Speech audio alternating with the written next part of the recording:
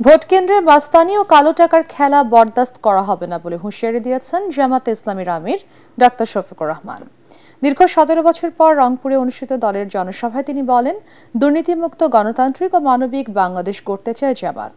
এ সময় দলের secretary general অধ্যাপক মিয়া গোলাম পরওয়ার বলেন, মৌলিক সংস্কার ও পিআর পদ্ধতি ছাড়া দেশে সুষ্ঠু এবং নিরপেক্ষ নির্বাচন সম্ভব নয়। রংপুর প্রতিনিধি মাহবুবুল ইসলামকে সঙ্গে নিয়ে বিস্তারিত জানাচ্ছেন তরিক ইসলাম।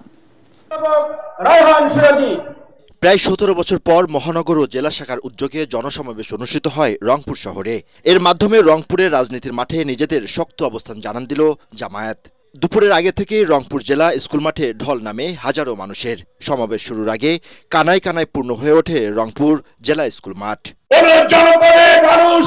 দীর্ঘদিন পর সমাবেশে বক্তব্য রাখেন মানবতা বিরোধী অপরাধের মামলা থেকে খালাস পাওয়া জামায়াত নেতা এটিএম আজহার।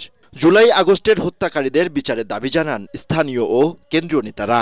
যারা এই মানবতা বিরোধী অপরাধে জড়িত হত্যা করা হয়েছে, হত্যার ষড়যন্ত্র করা হয়েছিল, এই বিচার প্রক্রিয়ার সাথে যারা যেখানে যেভাবেই জড়িত সবাইকে আইনের আওতায় নিয়ে এসে তাদের বিচার করতে হবে। আগামী নির্বাচনে দাঁড়িপাল্লার পক্ষে ভোট চেয়ে জামায়াতের সেক্রেটারি জেনারেল মিয়া গোলাম পরওয়ার বলেন, মৌলিক সংস্কার শেষে পিআর পদ্ধতির মাধ্যমেই দিতে হবে নির্বাচন। মৌলিক সংস্কার, অপরাধীদের বিচার, পিআর পদ্ধতি, স্থানীয় সরকার আগে নির্বাচন দেওয়া, লেভেল প্লেইং ফিল্ডের যত দাবি পূরণ না করে নির্বাচন দিলে এই জাতি সেই নির্বাচন নিরপেক্ষ হবে বলে বিশ্বাস করতে পারছে না। নির্বাচনকে কেন্দ্র করে ষড়যন্ত্র চলছে দাবি করে জামায়াতের আমির ডাক্তার শফিকুর রহমান বলেন, ফ্যাসিবাদ নিশ্চিহ্ন না হওয়া পর্যন্ত চলবে লড়াই।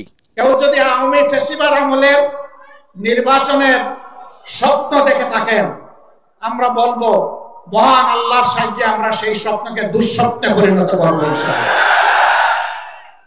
এ স্বপ্ন বাস্তবায়ন হতে দেওয়া হবে না, কোন প্রশাসনিক কূপ করতে দেওয়া হবে না, ভোট কেন্দ্রে কোনো হস্তান্তর চলবে না, কালো টাকার কোনো খেলা সহ্য করা হবে না।